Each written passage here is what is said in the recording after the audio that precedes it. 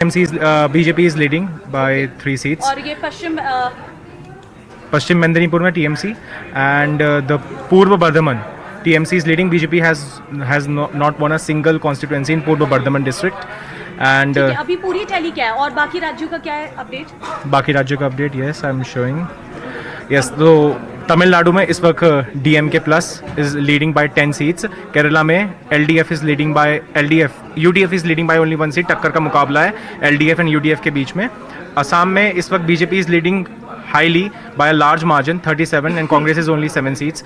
And Puducherry में BJP is leading by 9 seats 13 and Congress 4. तो देखिए मनु, आपको अपडेट मिल गया होगा. बीजेपी जो है इस वक्त पश्चिम बंगाल में भी लीड करती हुई नजर आ रही है. 55 सीटों से वो आगे. हालांकि टीएमसी का कड़ा मुकाबला है क्योंकि 47 सीटों पर टीएमसी भी आगे चल रही है. लेकिन असम में सीधे ये नजर आता है कि कांग्रेस ने यहाँ पर जो मेहनत की थी वो पूरी तरह से उसकी नाकाम रही है, क्योंकि कांग्रेस यहाँ पर सिर्फ अभी तक 7 सीटों पर ही बढ़त बनाई हुई है. इससे आप साफ अंदाजा लगा सकते हैं कि कांग्रेस जो दावे कर रही थी कि इस बार असम में परिवर्तन आएगा और कांग्रेस जीतेगी, लेकिन ऐसा बिल्कुल भी नजर नहीं आ रहा है. आप सोचिए कि शुरुआती रुझान में ही बीजेपी बहुत आगे चली गई है, जो ये साफ बताता है कि इस बार असम में फिर एक बार बीजेपी की सरकार बनने जा रही है. लेकिन पश्चिम बंगाल का चुनाव बहुत ज्यादा कड़ा मुकाबला है. आप सोचिए 47 पे टीएमसी लीड कर रही है, 55 पे बीजेपी आगे है.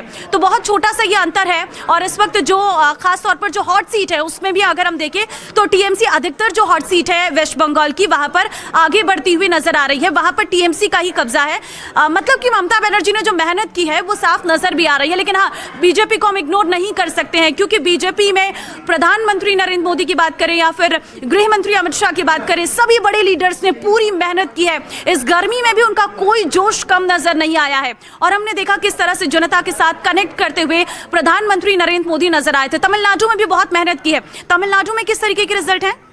तमिलनाडु में इस वक्त DMK प्लस लीड कर रही है with 29 seats. Now it's change 28 seats. ADMK is now 17.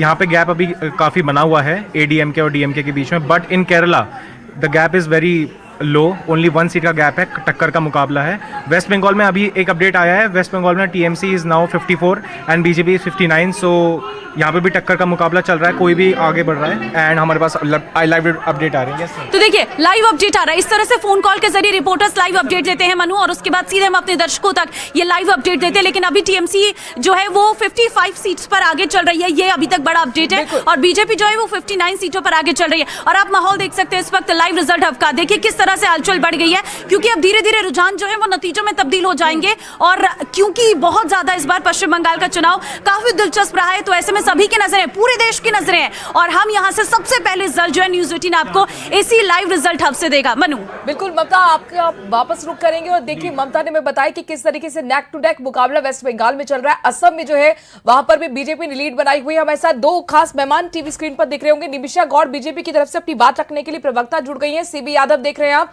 Congress के प्रवक्ता हमारे साथ जुड़ गए. दोनों का स्वागत है. क्या बात निमिषा जी, आपके लिए तो शुभ शुरुआत हो गई वेस्ट बंगाल में. जिस तरह से आश्वस्त दिख रहे थे, कम से कम ट्रेंड तो इशारा कर रहे हैं.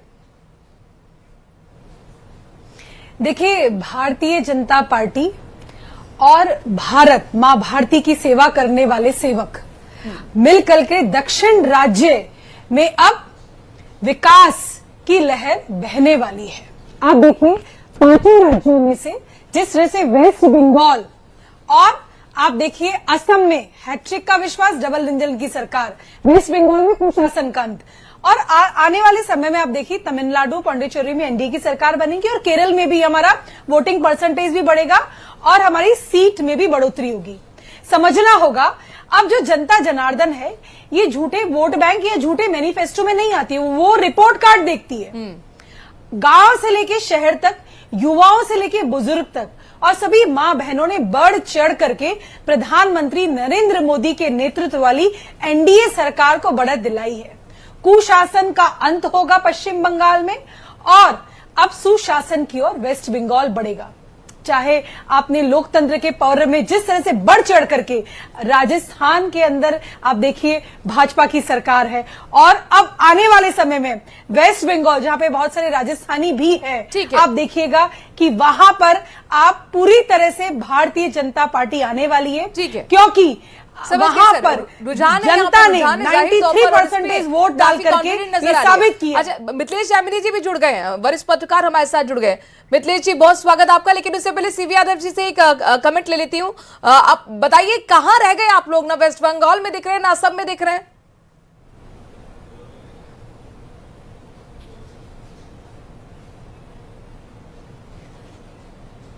सीवी यादव जी, आपकी आवाज नहीं आ रही, अनम्यूट कीजिए अपने आप को।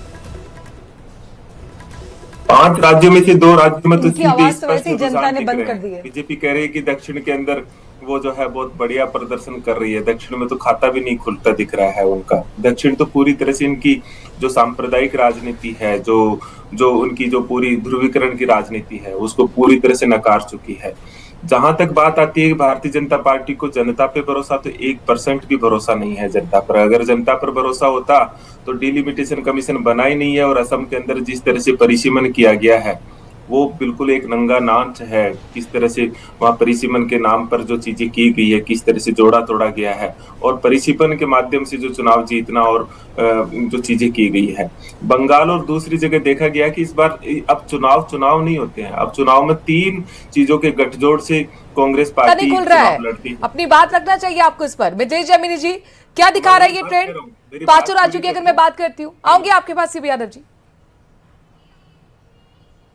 ये एक बयार है कि हिंदुस्तान एक मजबूत देश बनकर उभर रहा है और लोकतांत्रिक रूप से मजबूत बनकर उभर रहा है। सबसे इंपॉर्टेंट चीज है कि जो पश्चिम बंगाल का चुनाव है, जो विपक्ष की और पक्ष की दोनों की आगे की रणनीति तय करने वाला था। अगर ममता जीतती है तो विपक्ष में जो यूपीए गठबंधन है उसमें राहुल गांधी की तवज्जो कम होगी और ममता की वैल्यू बढ़ेगी। दूसरी तरफ अगर बीजेपी पश्चिम बंगाल में जीतती है तो प्रधानमंत्री नरेंद्र मोदी का वो जो सपना है कि कलिंगा, बंग और अंग तीनों पर हम साम्राज्य का स्थापित कर लेंगे, जीत जाएंगे, तो कहीं न कहीं ये राजस्थान के भी कई नेताओं का भाग्य तय करेगा। अच्छा मिथिलेश जी, आपसे जब हमारी बात हो रही है तो अपने दर्शकों को भी बता दें कि टीएमसी अब रुझानों में आगे चल गई वेस्ट बंगाल में, मतलब नेक टू नेक मुकाबला है। अभी तक बीजेपी आगे थी और अब यहाँ पर टीएमसी आगे चल गई है। कंटिन्यू मिथिलेश।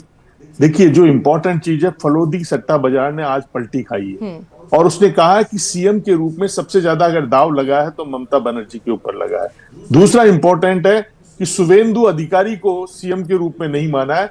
अगर बीजेपी जीतती भी है तो वहां के प्रदेश अध्यक्ष को माना है, लेकिन राजस्थान के कई नेताओं का भाग्य भी जुड़ा हुआ है। उसमें पर्टिकुलर एक नेता है राजेंद्र सिंह राठौर, जिन्होंने बहुत पसीना बहाया है वहां, और जिस दिन आखिरी में आ रहे थे तो अपनी दोनों उंगलियों का निशाना जीत का निशान करके